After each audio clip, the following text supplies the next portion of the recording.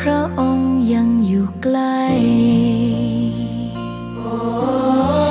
ขอกราบแทบบาทด้วยรักนิรันดร์น้ำตาหลั่งพลันจากใจคนไทยแม้เสด็จสู่ฟ้าไกลแต่พระหฤทัยอยู่ในแผ่นดินนี้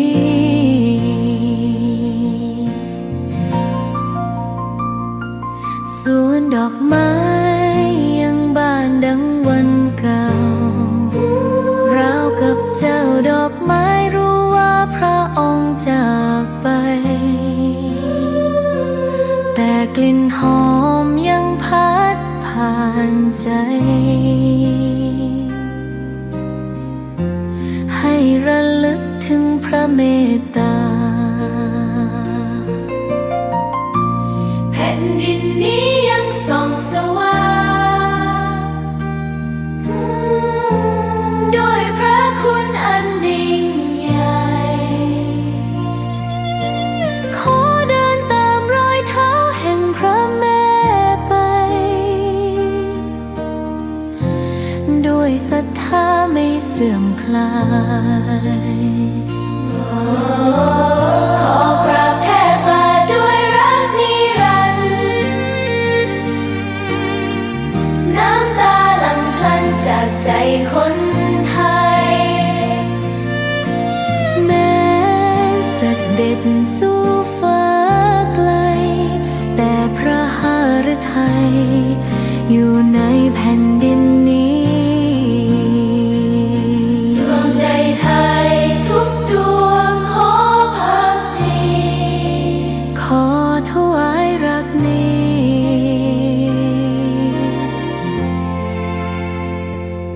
นิรันดร์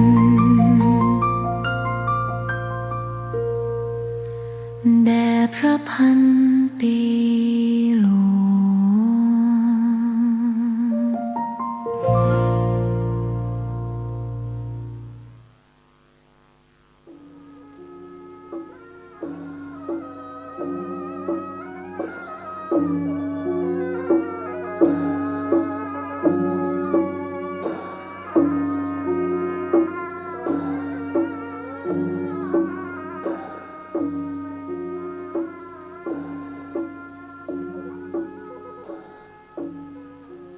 ขอความเจริญในธรรม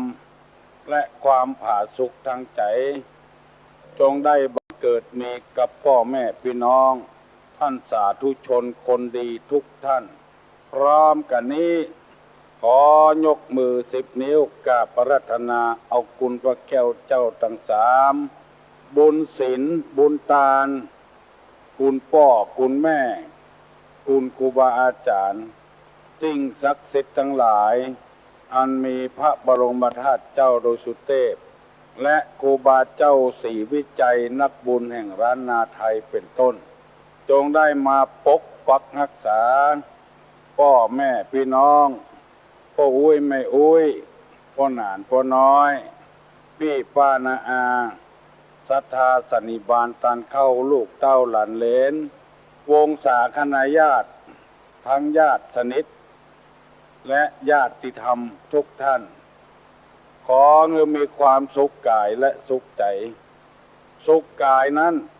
คือปราศจากโรคภัยไข้เจ็บอันร้ายแรงสุขใจนั้นคือปราศจากความโลภความโกรธความหลงความอิจฉาริษยาซึ่งกันและกัน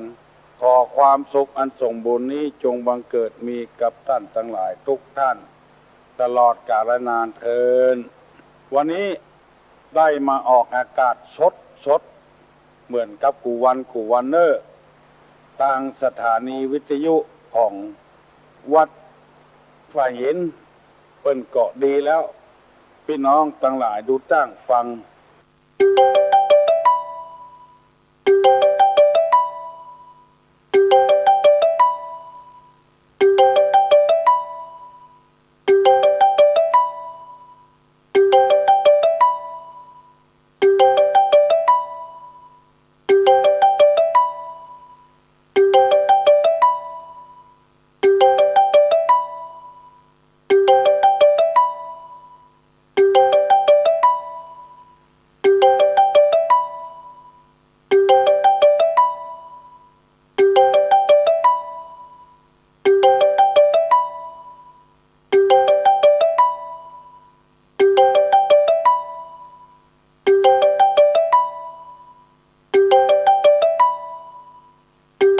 ริมงคลกับตัว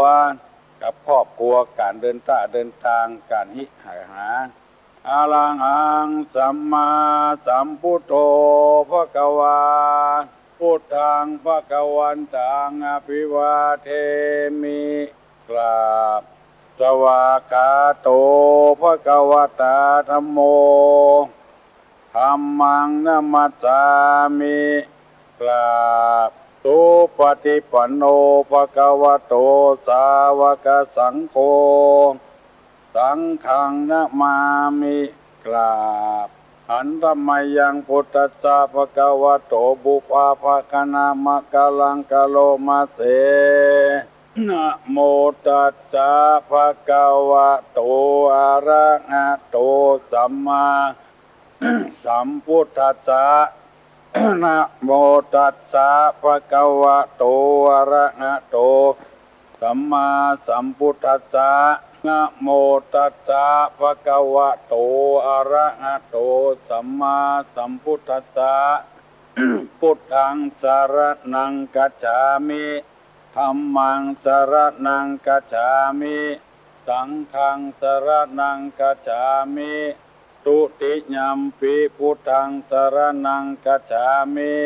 ตุติยัมปิธัมมังสรณังคัจฉามิตุติยัมปิสังฆังสรณังคัจฉามิ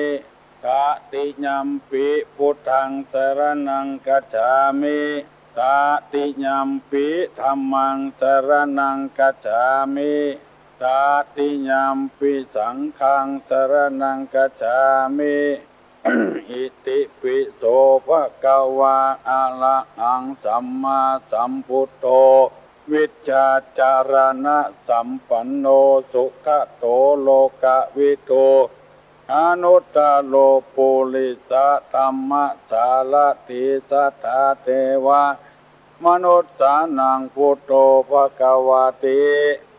สวากขาโตภควตาธัมโมสันทิติโกอากาลิโกเอหิปัสสิโก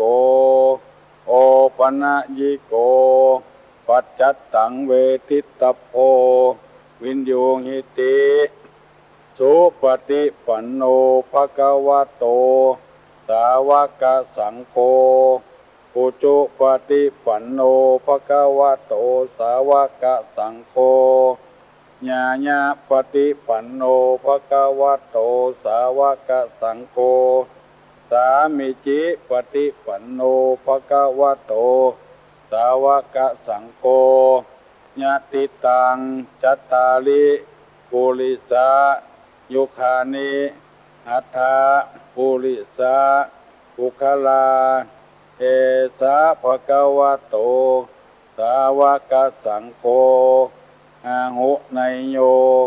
ปาหุไนโยสักขิไนโยอัญจลิกาลนิโยอนุตตะลังปุญญเขตังโลกัสสติกราบหนึ่งกราบสองกราบสามเอาละวันนี้จะได้นำเอาพระธรรมคำสั่งสอนในทางพระพุทธศาสนามาเสนอให้พี่น้องวงศาคณะญาติทั้งหลายได้ฟังและพร้อมกันนั้นจะได้เอาสุภาษิตกรรมบะเก่ามาเล่าให้พี่น้องทั้งหลายฟังเพื่อให้เป็นประโยชนะแก่ท่านทั้งหลายผู้ฟังเป็นคติเตือนอกเตือนใจการหิหาการค้าการขายการอยู่การกินถึงวันนี้บางทีเฮาประมาทคือเฮาว่าเผลอตัวเอาใจเฮาว่าบ่มีไผตักไผเตือนจังทำเผลอเลยจังทำให้ตัวเฮานั่นไปกู้ไปยืมของพ่อนโดยบ่จำเป็นค่าไปด่าไปว่าเฮือเปิ้นโดยที่เฮาบ่ได้โอนหาข้อหามูลเหี่ยก่อนอย่างหมู่เนี้ยใจหิ้นใจสั้นเกินไปแล้วตุลุงจะได้นำเอากรรมหมู่นี้มาเตือนสติกันคือเฮาได้อยู่อย่างมีความสุขวันนี้เฮาบ่มีเรื่องมีราวอย่างกับไผมันก็โปนไปเหี่ยวัน พยายามหลีกเลี่ยงเรื่องราวต่างๆคือผิดคือเถียงกันโบราณเปิ้นว่าอย่างอี้ไม้ทอสั้นไผ่บ่เอาอย่างน้ำวนไม้ทอสั้นไผ่บ่เอาอย่างน้ำวนคนโง่งมไผ่บ่เอาใจเนี่ยการ โบราณเปิ้นว่าอย่างอี้แตะกอนนี้บ่มีสะพานยาวอย่างบ่เดียวข้ามน้ำแม่น้ำปิงหมู่นี้ใจเหือใหญ่เหือโกนเหือบกเหือประกอบเอาถ้าน้ำมันเลิกน้ำมันโบนน้ำปั่นตะไก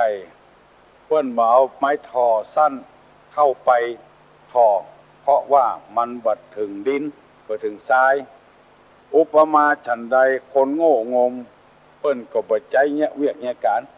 เพราะว่ามันบ่ไปไหนถึงไหนข้อนี้เปิ้นว่าไว้เพื่อให้คนเฮาทั้งหลายได้พิจารณาตัวเก่าว่าเป็นอย่างใดเปิ้นถึงบ่ใจเฮาจะได้รู้สึกตัวว่าเพราะเฮาเป็นไม้ทอสั้นบ่มีความรู้บ่มีความฉลาดในเรื่องนี้บางทีไปสมัครไปเนี่ยการเปิ้นสอบเข้าตัวเฮาสอบตกไปเหียเพราะเฮาตอบบ่ถูกคำถามของเปิ้น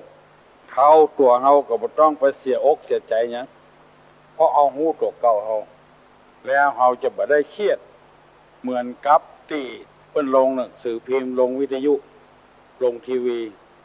เมื่อตะวาเมื่อคืนไม่ใช่คืนที่แล้วนะคืนก่อนคนไปบนพระศาลพระภูมิพระพรหมสีหน้าขอให้ได้เป็นทหารแล้วเปิ้นบ่เอาเป็นสกรรมเนี่ยโคตรคือพระพรหมไปบุกพระพรหมแล้วแลอันเนี้ยคือคนเป็นไม้ทอสั้นเปิ้นโหสัมภาษณ์พอแล้วถามอย่างหนึ่งไปอย่างหนึ่งกินข้าวกับหยังเนี่ย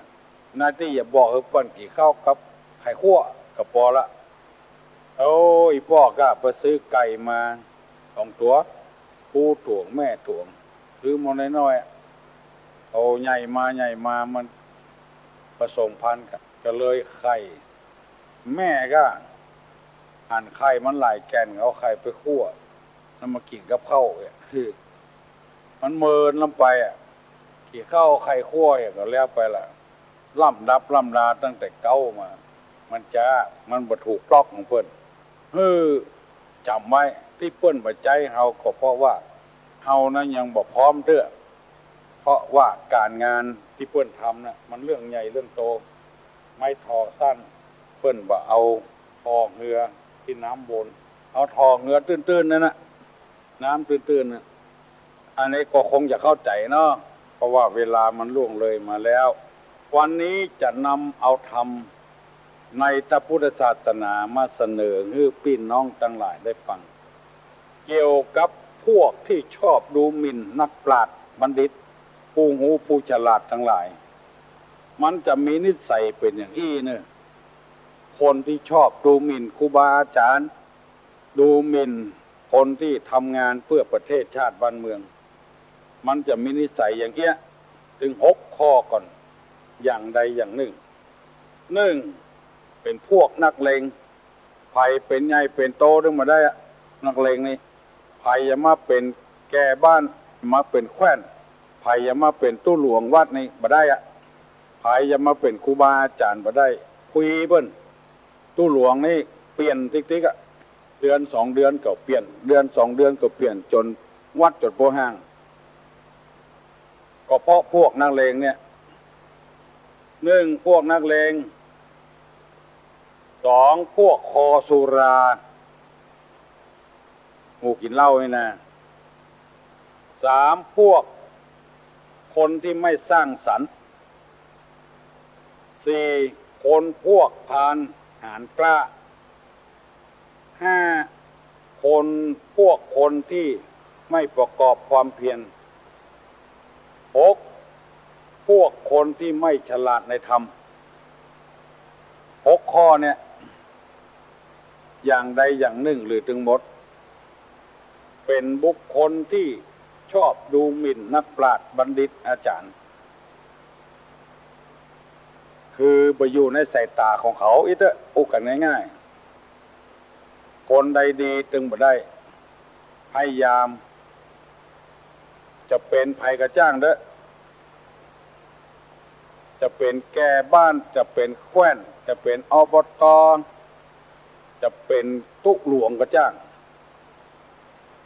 ถ้ามีลักษณะ6อย่างนี้นะชอบดูหมิ่นดูแคลนคนอื่นเขาไปหู้อย่างนี้เป็นต้นเพราะฉะนั้นไผ่มีลักษณะเช่นนี้เพิ่นบอกว่าคือแก้ไขคือเป็นคนอย่าไปเป็นนักเลงอย่าไปเป็นพวกคอสุราคือมีความคิดสร้างสรรค์อย่าไปเป็นคนพาลกล้าหาญคือมีความเพียรความพยายามพวกฉลาดในธรรมดังที่เฮาได้หูได้หันกันถึงวันดังเหี้ยวถึงวันเนี่ยได้จะเป็นเดือนแล้วบัดฉลาดในธรรมเป็นพวกนักเลงหมู่เนี่ยทั้งที่หูอยู่ปีนี้เป็นปีมงคลเจ้าฟ้ามหากษัตริย์ครองราชย์ครบ60 ปีเป็นมงคลอย่างยิ่งของคนไทยขอยังเงี้ยอยู่ทำอยู่คือมันแล้วการแล้วงานฉลองแล้วก็แวะทำก็บ่เป็นหยังที่มาทำตอนเนี้ยการงานในอย่างเงี้ยก็บ่ได้ทำก็บ่ได้ต้องลบไปลบมา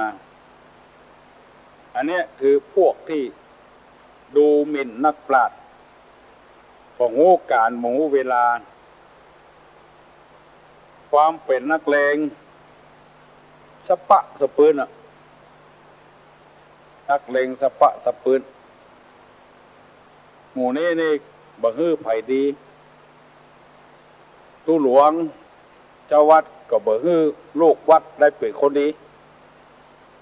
ไผจะดีมาก็เอานักเลงเข้าทับเนี่ยก็เลยบ่กล้าทำไปก็กลัวคนเดือดร้อนเนี่ยอย่างก็บ่กล้าเนี่ยบางทีนี่ลูกศิษย์ลูกหาก็ดีลูกเต้าก็ดีชาวบ้านก็ดีลวกเหลือแก่บ้านลวกเหลือแคว้นลวกเหลือพ่อเหลือแม่ลวกเหลือตู้เจ้าตู้หลวงก่อนแต่เขาบ่เปิดโอกาสให้เขาใจความเป็นนักเลงพ่อแม่ก็เหมือนกันครูบาอาจารย์ก็เหมือนกันลูกศิษย์ลูกหาคนใดจะดีบ่ได้ดูหมิ่นดูแคลนบัณฑิตนักปราชญ์ผู้รู้ผู้ฉลาดถ้าเปิดโอกาสให้เขาก็จะทำได้เพราะคนไม่ใช่เหมือนสิ่งสารสัตว์เอาเจ้าหมูไปใส่นาก็บ่ได้ควายงัวเพิ่นใส่นาเพราะฝึกหัดซะน่ะเป็นก้าไถนาน่ะเป็นก้าใส่ล้ออย่างอื่นเป็นไปบ่ได้คนนั้นมันเป็นไปได้สะปะสะปืนขอฝากฝังพี่น้องทั้งหลายไว้ลองสังเกตพอเถอะหมู่ที่ดูแคว้นนักปราชญ์บัณฑิตผู้รู้ผู้ฉลาดทั้งหลายในบ้านในจอกหมู่นี้ทั้งนั้นหมู่นักเลงเนี่ย ครูเป็นนักเลงก็ได้ตู้หลวงเป็นนักเลงก็ได้พ่อเป็นนักเลงแม่เป็นนักเลงกับลูกก็ได้คือพยายามจะไปคือมันมีอย่างนี้เป็นมาแล้วครูก็เป็นมาแล้วตู้ก็เป็นมาแล้วอย่างหมู่นี้เป็นต้นหมู่นี้นักเลงทั้งนั้น2พวกคอสุราพอสุรานี่มันคิดสั้นพอมันเมามาแล้วมันบัดกึดอย่างนักละใครว่าอย่างก็ว่าใครทำอย่างก็ทำถ้ามันเมามาแล้วด่าพ่อได้ด่าแม่ได้ฆ่าพ่อได้ฆ่าแม่ได้เรื่องนั้นนะสารพัดอย่างลูกอยู่บ่ได้เมียอยู่บ่ได้ลบไปคนที่คนต่างหมู่นี้คอสุราพวกที่บ่มีความสร้างสรรค์อันนี้นักแก่เนี่ยพอคิดจะสร้างจะสรรค์เนี่ยซะยังคิดจะทำลายเพิ่นฮ้องว่าบ่สร้างสรรค์หันคนผิด หน้าที่จะอู้จะจ๋าจะตักจะเตือนบัดตักบัดจ๋าบ่อู้บัดตักบัดเตือนหยังเนี่ยแล้วก็ไปโปะก็ใส่โปะก็ใส่เอาโต๊ดก็ใส่เพิ่นติ๊กๆลูกบดีหน้าที่ห้องจะมาตักมาเตือนเมียบดีผัวบดีห้องมาตักมาเตือนมาอู้มาจ่ากันอย่างก่อนสร้างสรรค์อย่างก่อนอันนี้บ่สร้างสรรค์ทำลายเลยแก่แคว้นบดีหน้าที่จะตักจะเตือนทำลายเลยอันนี้หมู่บ่สร้างบ่สรรค์ข้อที่สี่พวกพานหารกล้าคนพานนี่บ่ใช่คนดีเอามาเป็นหัวหน้าก็โลหมดเอามาเป็นหยังก็บ่ได้โลหมดคนพานนี่พานในพอสระอาลอลิงเนี่ยบ่ใช่พานนอนหนูพานนอนหนูนี่เอาใส่ดอกใส่เขาตอกดอกไม้ได้มีประโยชน์อยู่พานลอลิงเนี่ยพานหาเรื่องหาราวเนี่ยหารกล้าพอฟังคำไผพอพิจารณาอย่างก่อนจำตีไผก็ตีจำฆ่าไผก็ฆ่า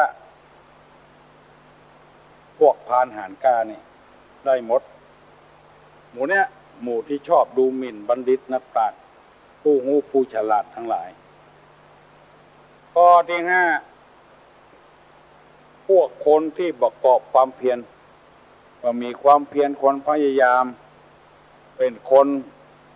ทำมาอย่างจับจดจับจออ่อนใจขี้ค้านนั่นก็มาเอาละคนที่มีความเพียรความพยายามนี้เพิ่นจะยกย่องสรรเสริญและข้อที่หกคนที่บัญชาลาดในธรรมคือบ่ฮู้จักการฮู้จักเวลาที่จะต้องทำต้องเนี้ยบัญชาลาดในธรรมเวลาใดต้องทำเวลาใดบ่ต้องทำหมู่นี้หมู่ที่ควรทำลายบัณฑิตนักปราชญ์ชาวบ้านชาวเมืองเพื่อไล่ไม่ยิงหนีเมื่อคืนเนี่ยไล่เมียหนีเมื่อคืนเนี่ยบัญชาลาดในธรรมเพิ่นจะไปอยู่ที่ไหนเพิ่นจะไปกินที่ไหนไม่ย่าไม่ยิงซ้ำๆใครว่าก็ว่าใครเนี้ยก็เนี้ยบ่กึด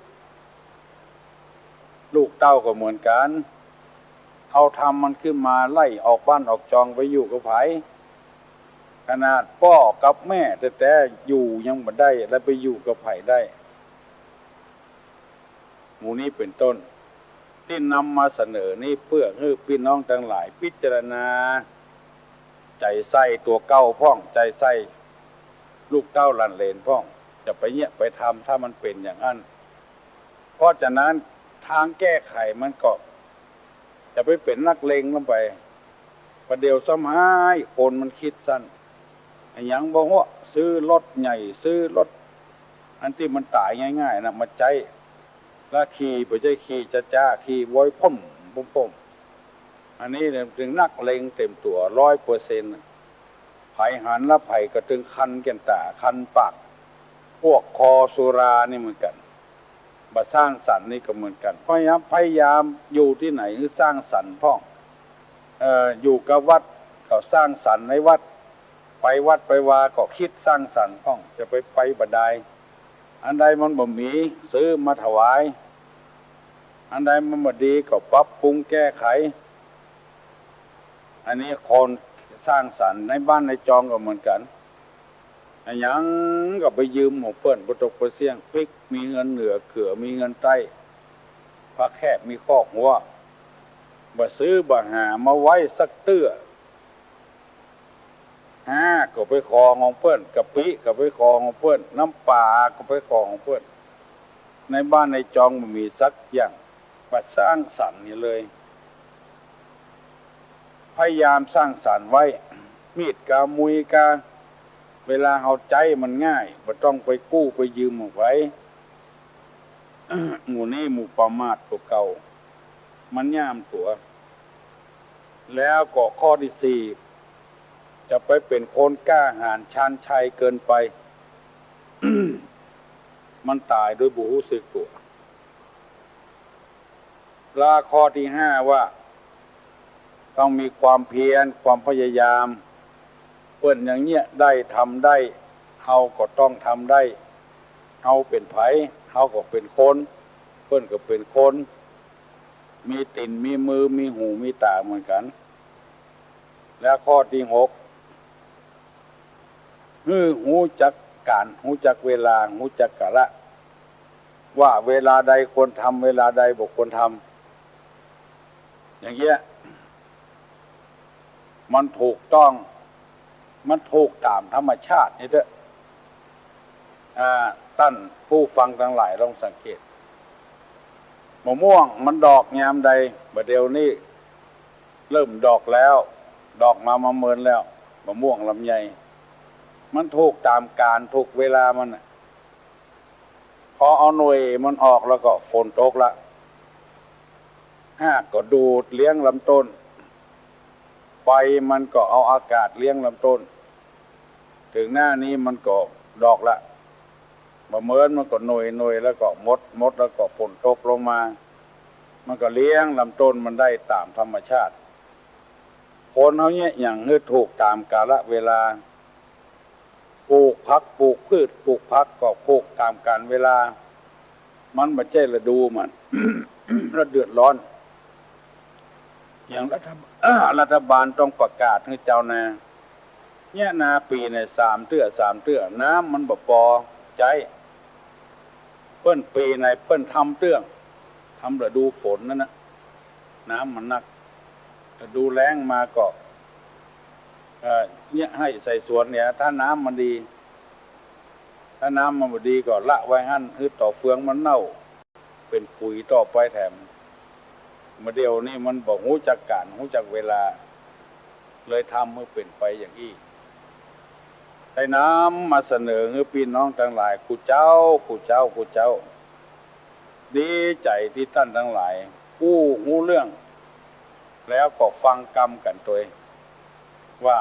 ในระยะที่ตุลุงนำเอาธรรมะมาเสนอนี่ไอ้บ่ต้องโทรมาเตื้อก็บ่มีใครโทรมาสักคนดีละ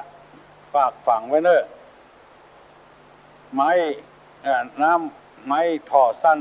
เปิ้นบ่เอาท่อเรือน้ำบนคนโง่งมเปิ้นบ่ใจเนี่ยเวียกเนี่ยการก็รู้สึกตัวถ้าเปิ้นบ่ใจตัวเก่าก็แสดงว่าตัวเก่านั้นยังมีความสามารถเตื้อเปิ้นบ่ได้แต่งตั้งให้เฮาเป็นหยังไปสมัครเป็นแก่ด้วยเปิ้นบ่ได้เป็นด้วยเปิ้นก็รู้สึกตัวเปิ้นว่าเฮานี่ใจบ่ได้แล้วใจบ่ได้เตื้อต้องปรับปรุงแก้ไขก่อนไปเลือกเฮาเป็นอบตไปสมัครด้วยเปิ้นบ่ได้ก็รู้สึกตัวที่เฮาบ่ได้ก็เพราะไอ้หยังปัจจัยเปิ้นโกงนี่อย่างสักอย่างอย่างผู้แทนที่มันเดือดร้อนกันถึงวันเนี่ยก็เพราะมันใส่ร้ายกันนะเปิ้นได้เป็นก็ว่าเปิ้นโกงซื้อเสียงไอ้อย่างหมู่เนี้ยตัวบ่ได้เป็นก็คอยหาเรื่องหาราวแล้วมันบ่สงบสะเตือมันวุ่นวายอยู่ตลอด ทั้งเศรษฐกิจพ้องทั้งไอ้อย่างพ้องชาวบ้านจะจองก็เบื่อละอากันก็เพราะเหตุว่าเป็นนักเลงมากเกินไปอย่างหมู่เนี้ยบ่รู้จักการเวลาบ่สร้างสรรค์ก็เอาธรรมะธรรมโมมาเป็นเครื่องตัดสินใจตุลุงนำมาเสนอนี้ก็บ่ใช่คำสอนของตุลุงเป็นคำสอนที่ได้ได้เรียนได้ศึกษาเล่าเรียนมาหันว่ามันมีประโยชน์มีสาระก็นำมาเผยแพร่ให้พี่น้องทั้งหลายฟังเนี้ยแล้วก็จะไปเอาไปให้คนอื่น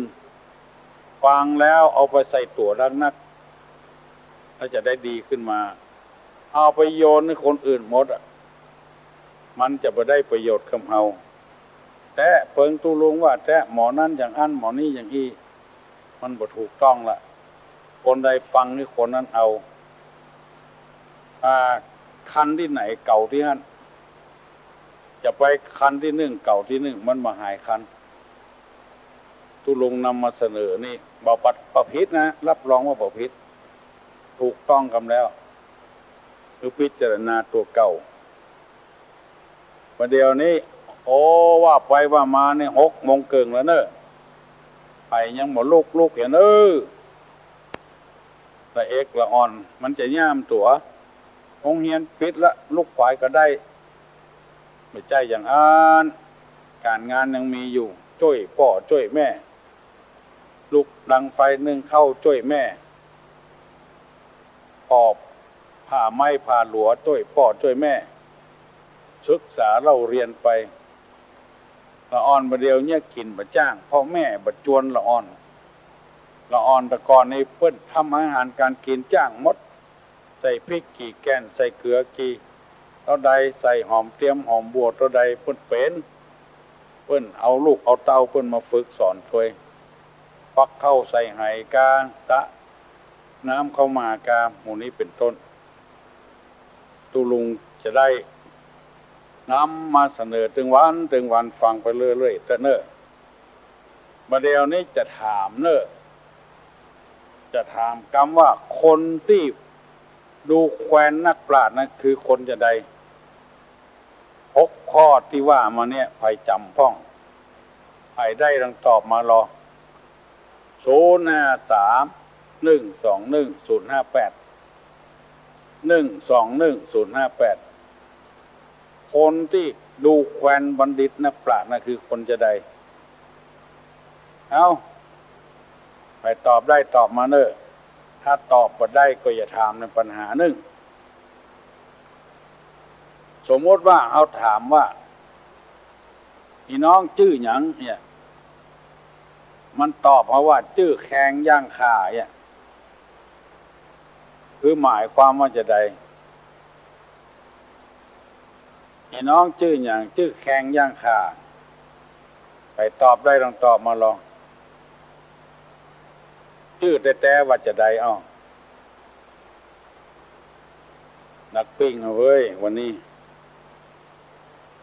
พี่น้องชื่อหยังชื่อแองบะแตกเนี่ยชื่อว่าจะได้อ้อ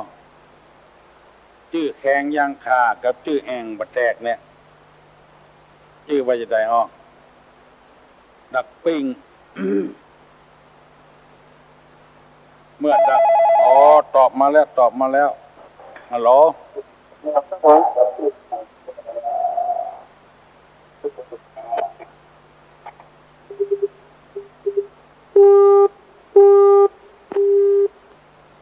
พี่น้องชื่อหยังชื่อแขงย่างคายพี่น้องชื่อหยังชื่อแองบะแตกใครได้ลองตอบมาลองดักปิ้งวันนี้แก่นะเว้ยคนถ้าหยิบบนลุกกันโรงเรียนปิด ฮัลโหลเจ้านมัสการเจ้าวันเย็นตอบมาแล้วเจ้าหนึ่งไอเป็นนักเลงอะเจ้าสองเป็นคอสุราสามเป็นนั้นคนมาสร้างสรรค์ถูกต้องแล้วสี่เป็นคนทานแล้วก็กล้าหาญโดยทานผ่านกล้าหาญเจ้า5ข้อ5นี่อันแบบประกอบความเพียรนะเจ้าข้อ6นี่บัตรฉลาดในการทำคุณธรรมเจ้าบัตรฉลาดในคุณธรรมเจ้าถูกต้องแล้วเนี่ยโทรศัพท์มันเป็นอย่างว่าโอ้เจ้าตัวอุ้ยแต่กี้กดฉลายเตื้อก็มาติดเนี่ย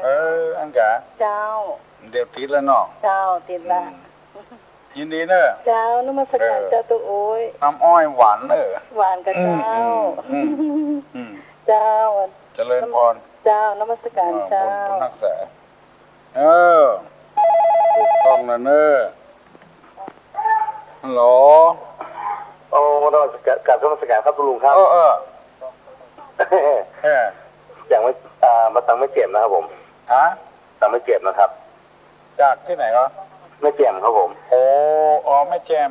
ครับอันเก่านะเนาะอันเก่านะครับอันเก่านะเนาะครับ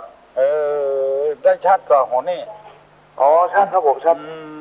เพราะว่าตังไม่เจ็บนี้ไม่มีแม่ข่ายหรอครับไม่มีขนาดนี้เครือข่ายตัวครับครับดีแต่เนาะตอกอย่างดีตอกแข่งแยกแค่เนี่ยบอกตอกแข่งแยกแค่เนี่ยบอกว่าอย่างก็หามไปตะกี้แข่งย่างคาแข่งย่างแค่นะครับแปลว่าอย่างแข่งดำ แข่งดำอันนี้ ชื่อว่าอย่าง ชื่อว่าคำแดงเนี่ยครับ แอง พอดีจับพอดีเพราะว่าอันเทพคนนี้ตู้ลุงได้เราในเทพตัวอ่ะ อ๋ออังจ๋า ครับ แองบัดแตกเหรอ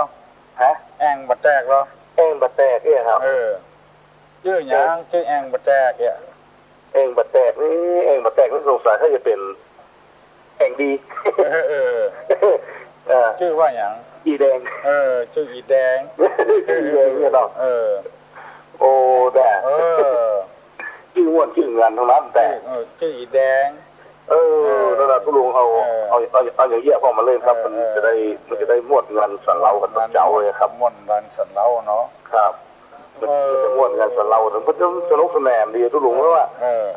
ลุงมาเมื่อเช้านี่ตื่นมาเมื่อเช้านี่มันจะได้แบบเครียดเนาะมันได้เครียดนะครับ เนี่ยซอกเครียดตลกมันเล่าห้องไงให้จะม้วนกันนะตู้ลุงเนี่ยจะเอามาว่าพ้องนอกครับยินดีเนอะอันสักห้องนี้ของตู้โจ๊กเนี่ยเนาะแม่น่ะเมื่อก่อนนี้ของตู้โจ๊กเขาบอกตู้ลุงทองเลยแหละเขาเต้ทำตู้โจ๊กหรอ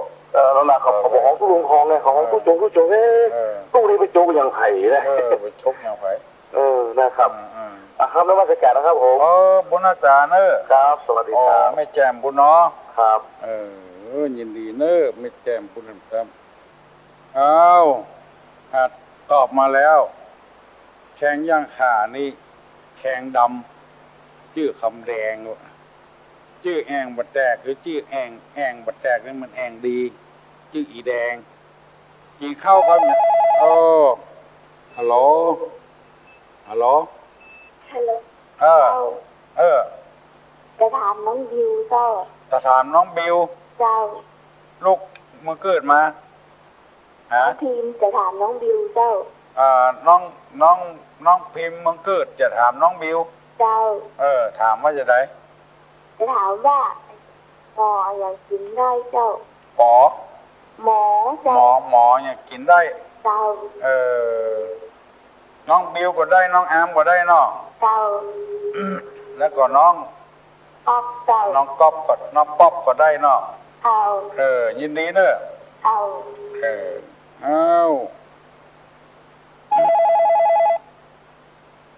ฮัลโหลสวัสดีเจ้าน้องบิวเจ้าตอบว่าไงตาหมอหนึ่งเจ้าหมอยังกินได้ปลาหมอตอบว่าปลาหมอเนาะกันเดียวเนอะจะถามน้องพิมพ์เนอะยินดีนะเจ้าสวัสดีเจ้า น้องพิมพ์ว่าใหญ่ถูกปอกปลาหมอวะฮัลโหลสวัสดีเจ้าหมอแม่นเจ้าหมอแม่นเนาะให้คนอื่นตอบเนาะเจ้าไปตอบได้ตอบมา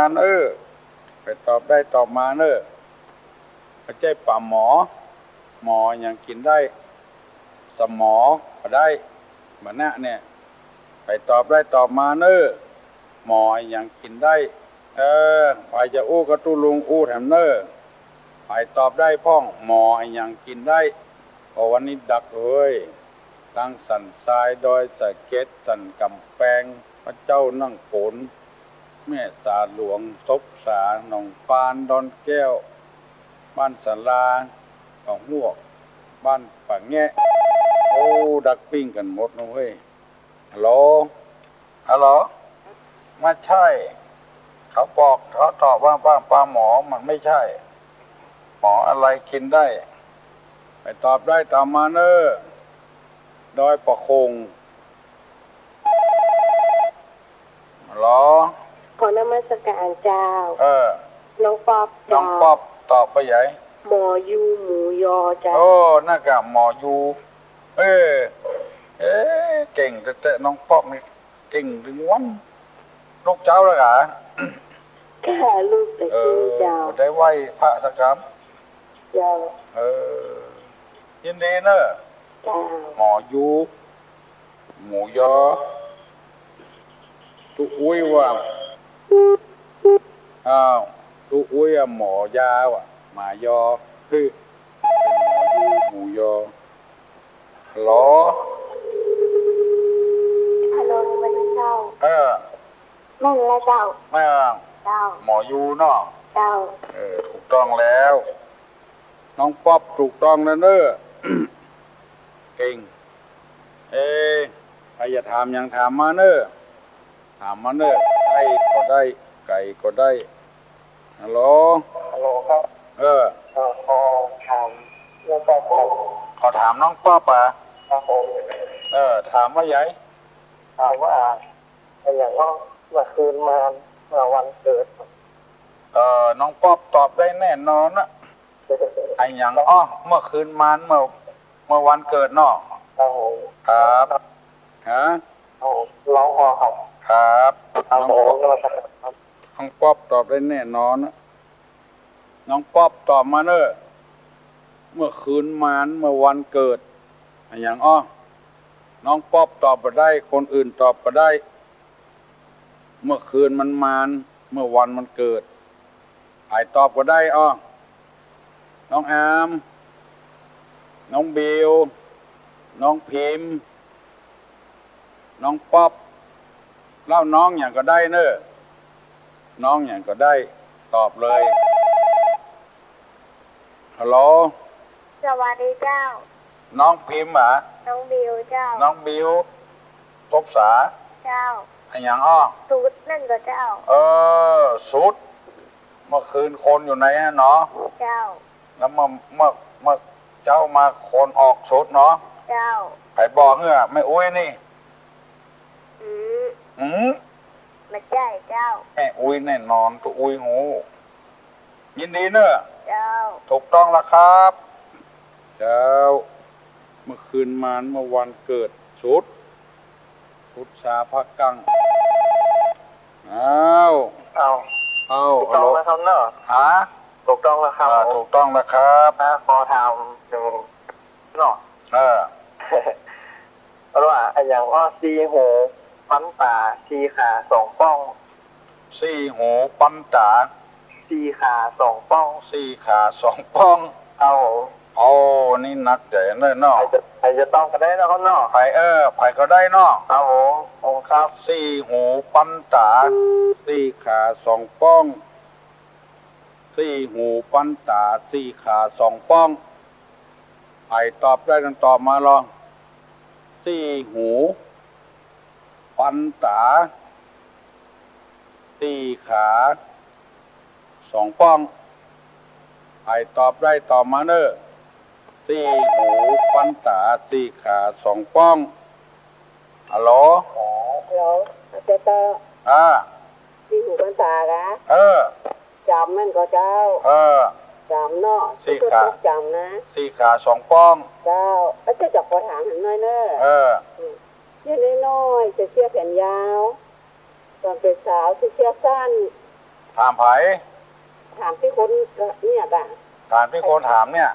เจ้า สี่หูปันตาเนี่ย เจ้า สี่ขาสองป้องเนี่ย ใครตอบก็ได้เจ้า ไผตอบก็ได้ เจ้าแล้วมีแหมพ่อเนอะ ท่านเรื่องมันก็ตอบว่ามาเมื่อมาเมื่อกี้นะจังว่าโง่เสื้อยาวเป็นสาวเสื้อสั้นโง่ตอบเลยเนาะขึ้นมาแล้วเนี่ยเนาะ กา3 ตัว ขึ้นดอย3 ม่อนตัวขึ้นก่อนลงโลน จ้าแล้วได้แล้วก็แล้วทั้งหมดที่คิดนี่ได้แล้วเนาะก็นึกว่าวันนั้นที่หวาน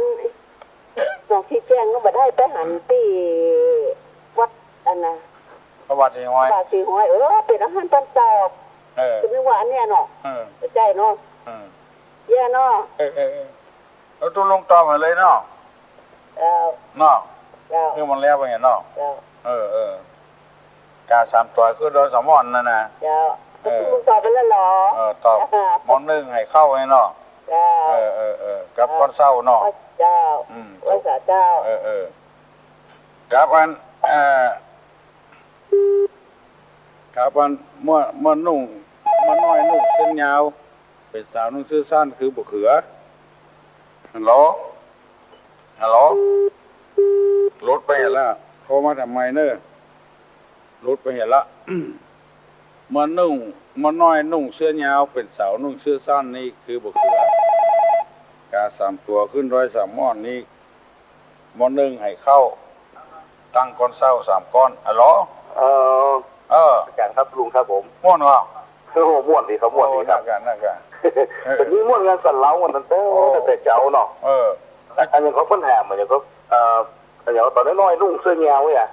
เป็นสาวนุ่งเสื้อสั้นเป็นสาวนุ่งเสื้อสั้นมันเป็นบะเขือลุงครับบะเขือเนาะครับคนละปูนุ่มมะเขืออ่ะคนยองห้อมเขือมะเขือฮัมม่าอ่ะมะเขือฮัมม่าครับอันนี้ต้องเป็นบะเขืออีกแล้วตุลุงก็ไม่แจ่มเหรอครับผมโอ้ตุลุงครับแสดงว่าตุลุงนี่เก่งนะฮะจำเสียงกันได้เลยอ่ะอ๋อมันเก่งนะแกไอ้แล้วล่ะโอ้โหเก่าปุ๊บอย่างนี้ที่บอกว่าปอตัวลุงครับบอกว่าปอตัวเหรอปอตัวครับผมกันนะครับคนเพื่อนถามว่าปอดมีหน้าที่อะไรวะปอดมีหน้าที่อะไรอ๋อปอดมันมีสงสัยได้จะมีหน้าที่ครับประเฮงนะครับใช่หรอใช่หรอนี่อย่างนะครับปอดทำหน้าที่อะไรเนี่ยปอดทำหน้าที่อะไรนี่ปอดในส่วนแรกมันจะเข้าประเฮงนะครับส่วนแรกคนสูบบุหรี่เป็นประเฮงในปอดเนี่ยนั่นกะครับผมเขาว่าเป็นใจวะเป็นใจครับหมอเอาอย่างไรดีอ่ะเดี๋ยวคุณตอบบ่ครับถามไม่แจมเนาะถามไม่แจมเลยครับมันแจมแจ้งดีเอาให้คนอื่นตอบเนาะครับโชคดีเนอะครับผมครับสวัสดีครับเขาถามว่าปอดมีหน้าที่อะไรวะไปตอบได้ตอบมาลอง0531210058ปอดทำหน้าที่อะไรใครตอบได้ตอบมาลองปอดทำหน้าที่อะไรฮัลโหลคุณมาสการเจ้าปอดมีหน้าที่ฟอกเลือดดำผู้เป็นเลือดแดงจางน้องปอบจางหมดถูกปอดมีหน้าที่ขับรถวะชื่อมันไอ้ปอดอะ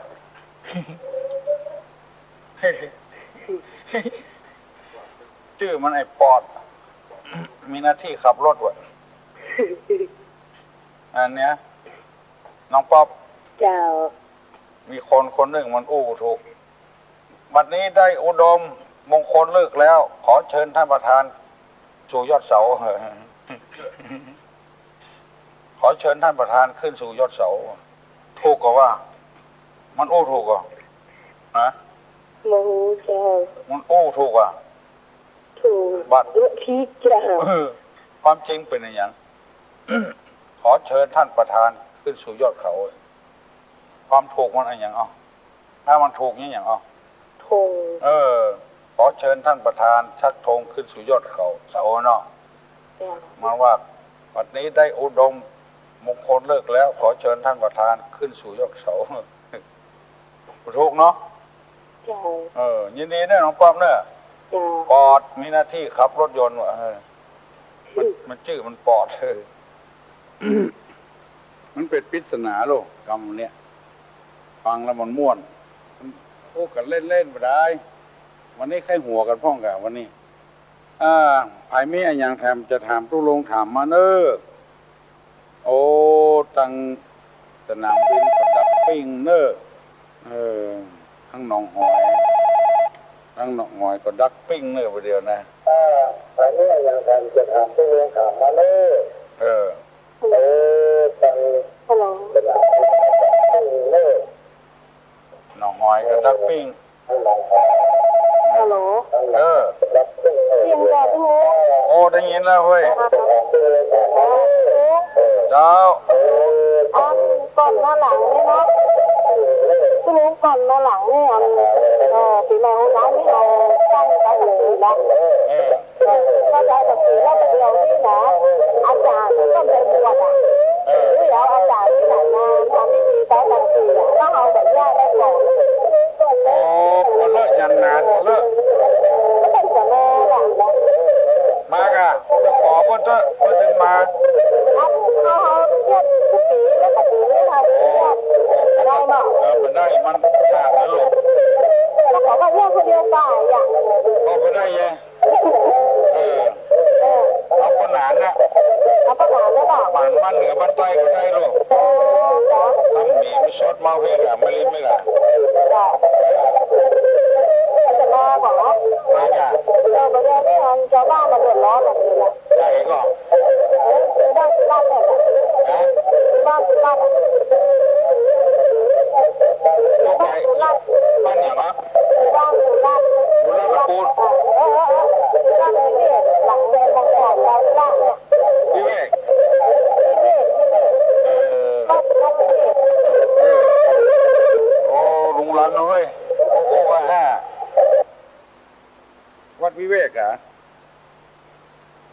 นิเวศไปโอ้หลังมึงน้องฟอร์ดไปเลยอย่างพวกนั้นจูนเนาะโอ้อยู่ยังยืนนั่นไปถามด้วยโอ้ประมาณกันเพิ่นออกอากาศวันพัดกรรมการนะเจ้าหมดไปขอพวกนั้นจูนด้วยไปเป็นอย่างไปแบ่งเวลามือเขาก็ได้กะนี่หั่นมาได้ลูกจึงยืนเนี่ยเอารถเครื่องไปกำเดียวกันไปหาพวกนั้นจูก็ได้ไปบวชเป็นอย่างไรเริ่มมีนานสักคน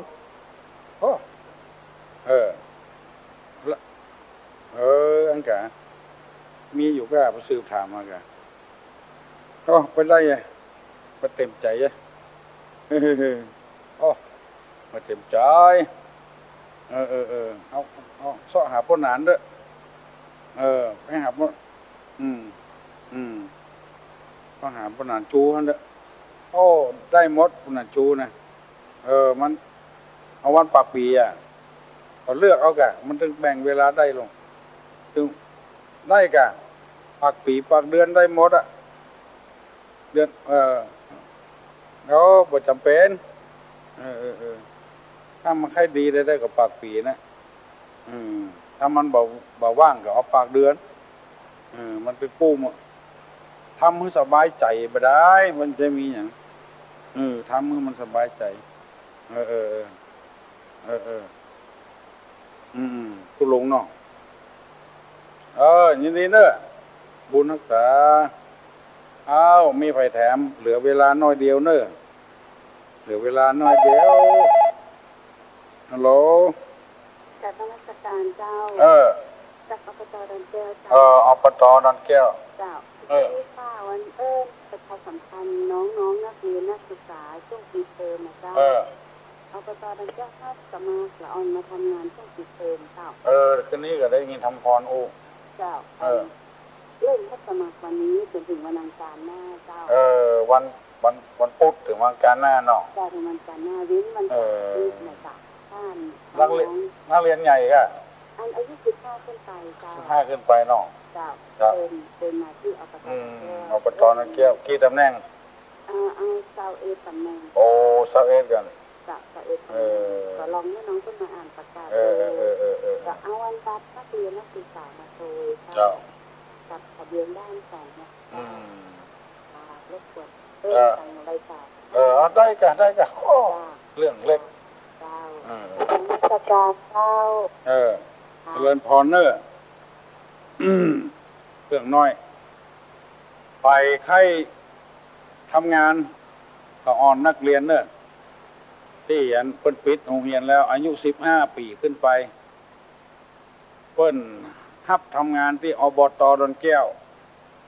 โดยเฉพาะอย่างยิ่งก็คือคนในตำบลดอนแก้วเนี้ย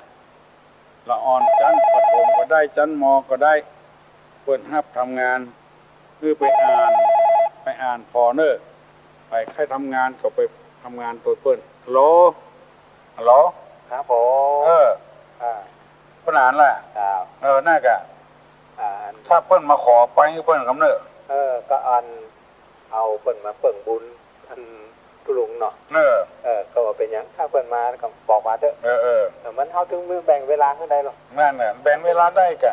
แต่ว่าถ้าขอจากตุลุงมาก็ขอให้บอกมาเถอะช่วยตุลุงขึ้นเท้าลงสี่เนาะเนี่ยเพิ่นเนี่ยเพิ่นสบายใจเนาะวันนั้นเขาถึงเนี่ยวันค่ำหรอกวันค่ำกะเมื่อเจ้าก็ได้เมื่อค่ำก็ได้เมื่อเจ้าตลัดสะวิรูปะคะเนาะบอกคนนั้นเด้อขอไว้สายินดีเนอะครับผมครับสวัสดีครับเพิ่นอ่านเพิ่นบอกว่าให้ไปหาเตอะไปที่วัดจึงยืนนั่นขึ้นเต้ารังสีนะฮัลโหลครับจะถามปัญหาสักหน่อยครับภาคเหนือของเฮานี่พระธาตุอย่างที่อยู่ดอยกูมองไปตอบก็ได้นะครับไอ้ตอบภาคเหนือของประเทศไทยดอยอย่างพระธาตุอย่างชื่อว่ากูมองเนี่ยกูมองพระธาตุเนี่ยใครตอบได้ไป ตอบได้ตอบมาโลฮัลโหล ตอนนี้มาจัดการเจ้า เอาตะการดันแก้วเจ้า อบตดอนแก้ว พระธาตุกองมู พระธาตุกองมูแม่ฮ่องสอนเนาะ เจ้า จากนมัสการ เจริญพรจบเลย โดยกูมองกับโดยกองมูเนี่ยมีปัญหายังเอาละเนาะพี่น้องทั้งหลายมัน7 โมงแล้วพอเดี๋ยวนี้ทุลุงยังปิกไปโรงพยาบาลอยู่ขอคือมีความสุขความเจริญเหมือนกันทุกคนสปีติโยวัจจันตุสัพพะโลโกวินัสสตุมาเตภวะตุนตรายโยสุขีติคาโยโกภวะอาภิวาตานาสิริสนิจังพุทธาปจายิโนจตตะโลธัมมาวัฏันติอายุวันโนสุขังปลัง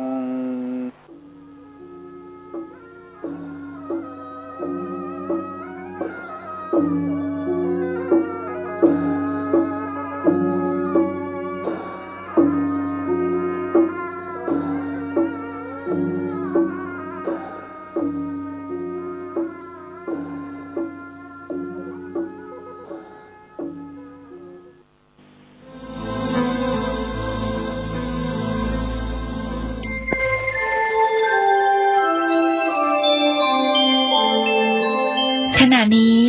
ท่านกำลังฟัง